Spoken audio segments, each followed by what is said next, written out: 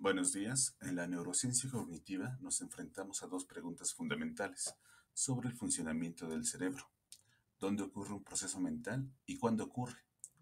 La localización o la estructura es crucial, pero para entender la cognición necesitamos medir el curso temporal del procesamiento de la información. Hace décadas, Francis Crick, el descubridor de la estructura del ADN, formuló un deseo para los neurocientíficos: una manera de encender y apagar las neuronas selectivamente con gran precisión temporal. Aunque técnicas causales como la optogenética abordan este reto de manipulación, para la observación de la actividad eléctrica neural, la respuesta principal ha sido el electroencefalograma y su derivado, el potencial relacionado a eventos, desde ahora pre. El electroencefalograma es nuestro punto de partida. Es un método para estudiar la función neural que mide la actividad eléctrica del cerebro. Sin embargo, el electroencefalograma nos da un registro continuo, como una sinfonía completa. El PRE, en cambio, nos permite aislar un solo instrumento específico en esa orquesta. El PRE es una señal diminuta. Es el resultado directo de la respuesta cerebral a un evento sensorial, motor o cognitivo específico.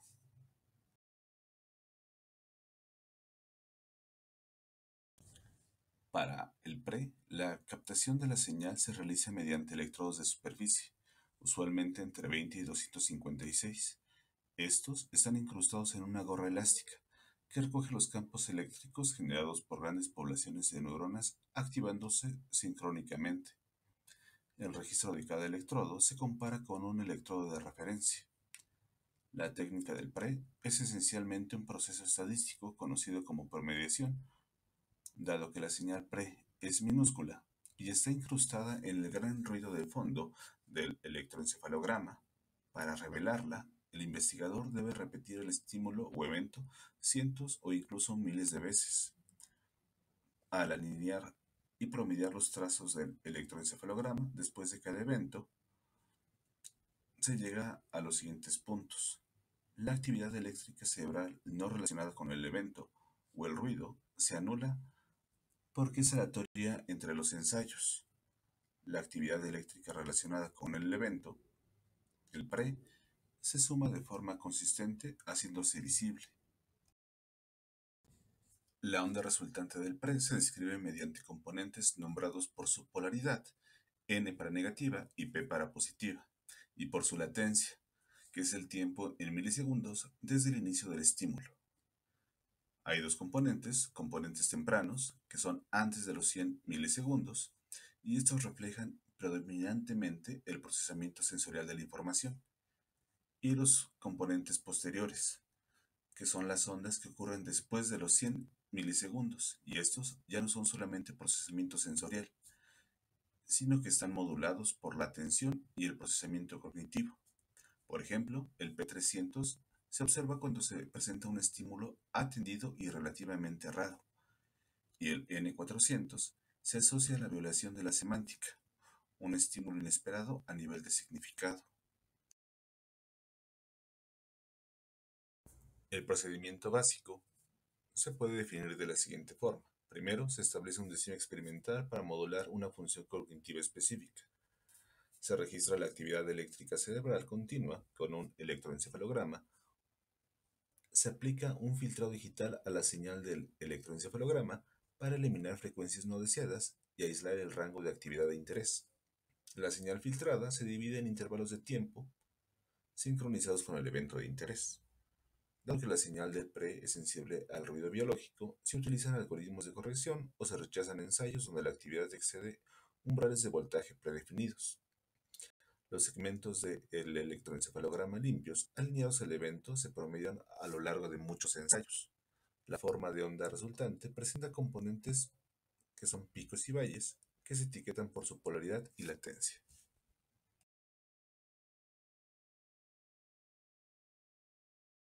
Ventajas y limitaciones del PRE. El PRE es una herramienta vital que complementa el panorama de la neurociencia.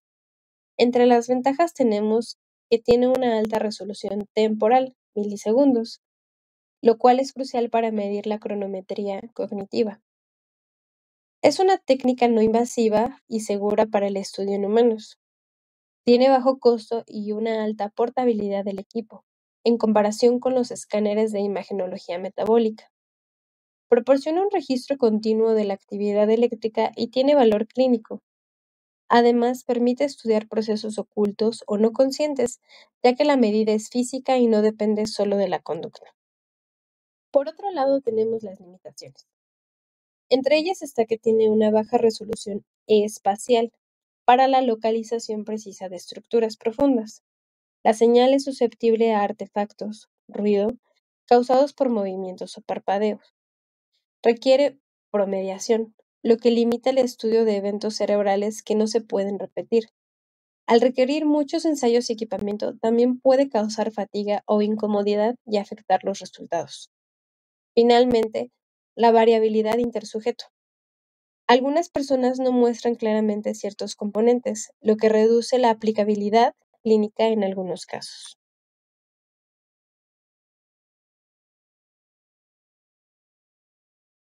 Convergencia metodológica. Dado que ninguna técnica por sí misma ofrece una imagen completa, el PRE es fundamental para la convergencia metodológica. Su integración con otras herramientas permite compensar su baja resolución espacial. ¿De qué manera podemos integrar las técnicas para llegar a la convergencia metodológica? En este cuadro podemos explicarlo un poco mejor. Por un lado tenemos la magnetoencefalografía, que es el pariente más cercano del PRE. Este mide los campos magnéticos generados por las corrientes eléctricas neuronales. Su ventaja sobre el PRE es que ofrece la misma resolución temporal, pero los campos magnéticos no se distorsionan al pasar por el cráneo. Por ello, el MEG se puede usar de forma más fiable para localizar la fuente de la señal. Por otro lado, tenemos la neuroimagen metabólica. Técnicas como la resonancia magnética funcional fMRI y la tomografía por emisión de positrones PET miden cambios metabólicos o el flujo sanguíneo correlacionados con la actividad neural, no la actividad eléctrica directa. Estas herramientas tienen una resolución espacial superior, pero una pobre resolución temporal, en comparación con los milisegundos del PRE. El concepto de diseño evento relacionado que usa el PRE también se aplica a la fMRI para vincular la respuesta hemodinámica (BOLD) a eventos específicos promediando repeticiones. Como podemos ver en la tabla, la neurociencia cognitiva requiere integrar los resultados obtenidos con estudios de pre-cronometría o MEG con los obtenidos de fMRI, localización o PET para obtener una imagen completa de la cognición.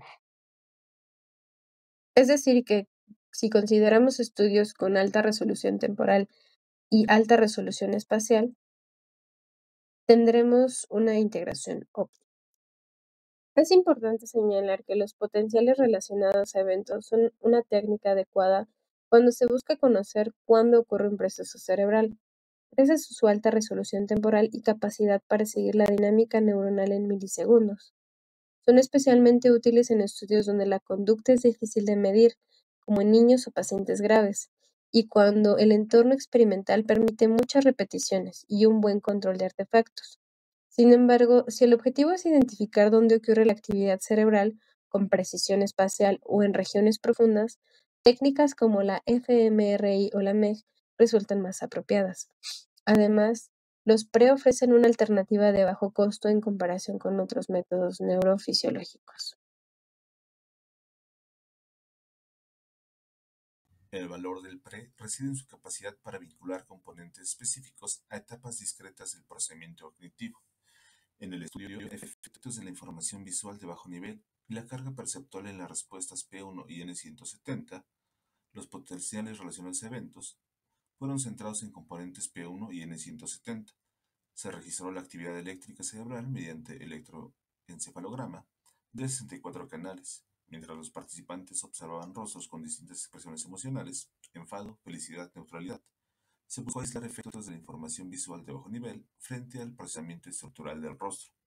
Para ello, se presentaron tanto rostros reales como versiones revueltas por fase. Estas últimas mantienen la luminancia, el contraste y las frecuencias espaciales originales, pero destruyen la configuración facial permitiendo comprobar si los efectos del pre dependían de rasgos faciales o de información visual básica. Además, se manipuló la carga perceptual periférica con una tarea visual secundaria de dificultad creciente. En el centro del campo visual, los rostros aparecían como estímulos irrelevantes, mientras los sujetos debían discriminar letras periféricas, manteniendo el estímulo visual global constante. Los pre se experimentaron desde 100 milisegundos antes hasta 1000 milisegundos después del estímulo, y se analizaron los cambios de amplitud de P1 y N170 en respuesta a las condiciones experimentales.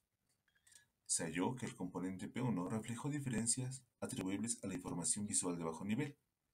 Se activó con rostros y versiones revueltas, mientras que el N170 solo se moduló con rostros intactos, evidenciando su dependencia del procesamiento estructural facial. Además, la carga perceptual no afectó estos componentes, demostrando que el procesamiento emocional temprano ocurre de forma automática y preatencional. En el estudio, los potenciales relacionados con eventos a las expresiones faciales están relacionados con la activación percibida a nivel del estímulo y la valencia.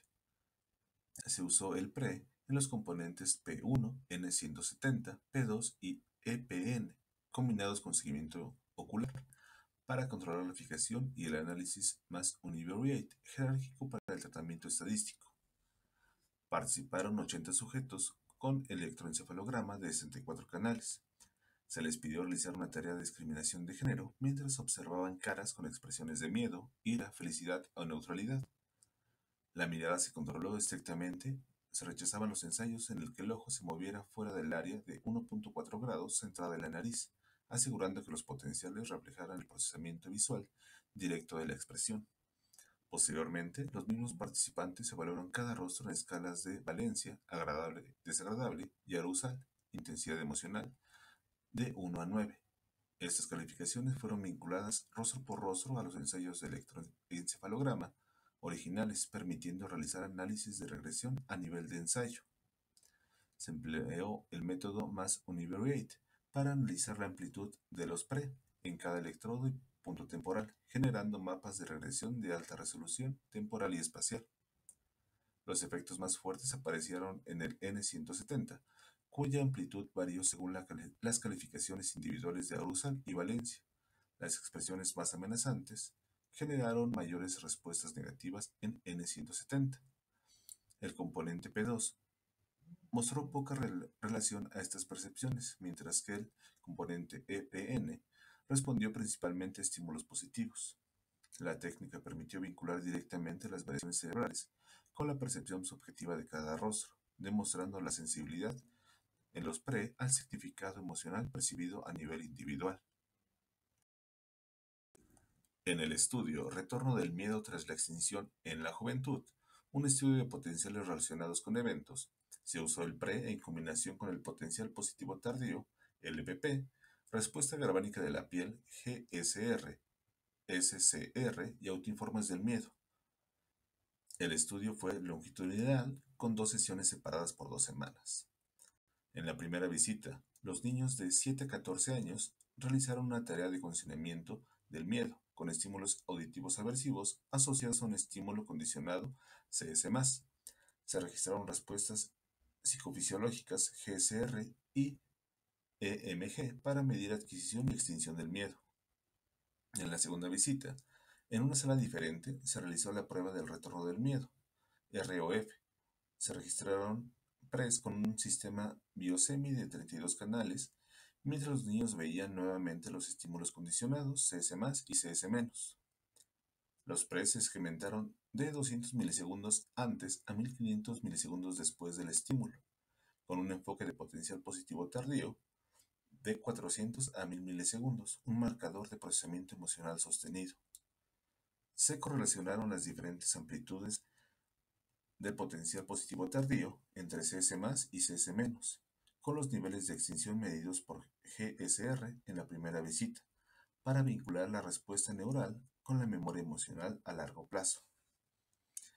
Se halló que el potencial positivo tardío fue significativamente mayor ante el estímulo de amenaza CS+, que ante el de seguridad CS-, constituyendo la primera demostración del retorno del miedo mediante PRES en niños. Además, una peor extinción se asoció a un potencial positivo tardío diferencial más grande en la segunda visita. Esto sugiere que el potencial tardío diferencial refleja un equilibrio entre procesos excitatorios e inhibitorios implicados en la persistencia del miedo, funcionando como un posible biomarcador neural en la vulnerabilidad emocional. Conclusiones. La técnica del PRE, derivada del EEG, se mantiene como una herramienta insustituible en neurociencia cognitiva. Si bien adolece de una resolución espacial deficiente, su capacidad de proporcionar precisión temporal en el orden de los milisegundos es fundamental para descifrar la cronometría de la cognición, desde el procesamiento sensorial temprano, P1, y la codificación estructural, N170, hasta el procesamiento emocional sostenido, LPP. La importancia de la neurociencia cognitiva moderna no reside en una única herramienta, sino en la convergencia de métodos. Al combinar el cuándo exacto que nos da el PRE con el dónde estructural del fMRI-OMEG, podemos construir modelos más completos y sólidos que nos permiten desentrañar los secretos de cómo el cerebro permite el comportamiento. Finalmente, podemos decir que también son útiles en investigación clínica como potenciales biomarcadores de disfunción cognitiva, enfermedades psiquiátricas, demencia, etc.